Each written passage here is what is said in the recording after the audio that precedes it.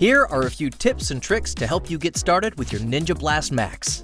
Before loading your ingredients, turn on the blender to check the battery life. If the power button LEDs are solid green, then the blender is fully charged and ready to blend. Solid red power LED means the battery is low, and flashing red means the battery is dead. Loading the ingredients correctly will help you achieve the perfect blend.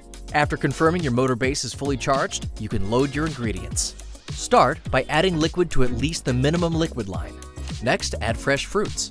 Then add up to 1 cup of leafy greens. Then add your dry or sticky ingredients like protein powders, nut butters, and seeds. Finish by adding ice and frozen ingredients.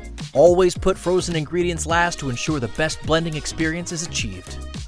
Your Ninja Blast Max is equipped with 1 manual blending program and 2 Auto IQ preset programs. The manual blend program will continuously blend for 30 seconds straight and is great for making things like protein shakes and milkshakes. You can also use the blend button to pulse by pressing blend once to start the program and pressing the button again to quickly stop it.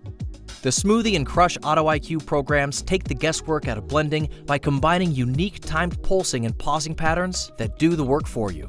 The Smoothie program is great for blending fresh and frozen fruit smoothies, and the Crush program is perfect for breaking down ice for frozen drinks.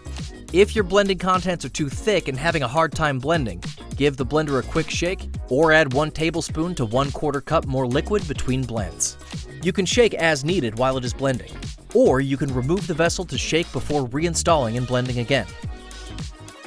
A common LED error code you may see is the blades blocked in heavy load error, which will show up as a blinking purple LED on the blend program that was selected. This means there is something stopping the blade from spinning, or your recipe is too thick and requires some intervention. Both of these instances can be fixed the same way, by adding more liquid or shaking the vessel while blending to move ingredients towards the blades.